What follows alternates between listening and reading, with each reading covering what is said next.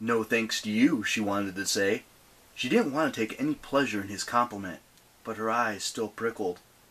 I thought the major gods were incapacitated, she managed. Your Greek and Roman personalities fighting against one another.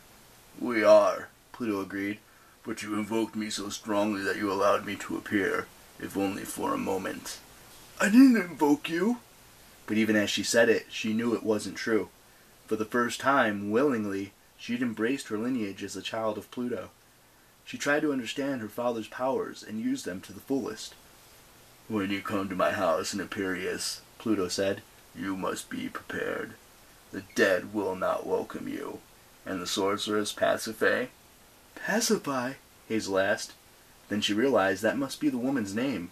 She will not be fooled as easy as Chiron. Pluto's eyes glittered like volcanic stone. You succeeded in your first test, but Pasiphae intends to rebuild her domain, which will endanger all demigods.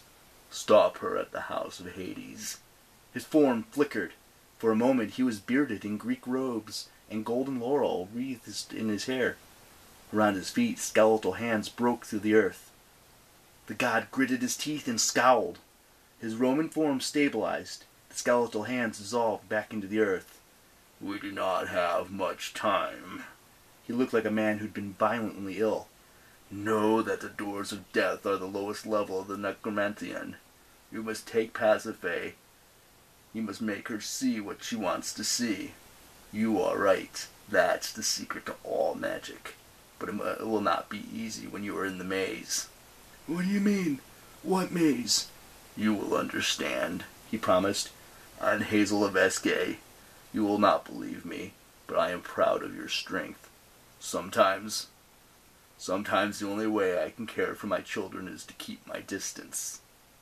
Hazel bit back an insult. Pluto was just another deadbeat godly dad making weak excuses. But her heart pounded as she replayed the words. I am proud of your strength. Go to your friends. They will be worried. The journey to Epirus still holds many perils. Wait, Hazel said. Pluto raised an eyebrow. When I met Thanatos, she said, you know, Death, he told me I wasn't on your list of rogue spirits to capture. He said maybe that's why you were keeping your distance. If you acknowledged me, you'd have to take me back to the underworld. Pluto waited. What is your question? You're here. Why don't you take me to the underworld? Return me to the dead. Pluto's form started to fade. He smiled, but Hazel couldn't tell if it was sad or pleased. Perhaps that is not what I want to see, Hazel.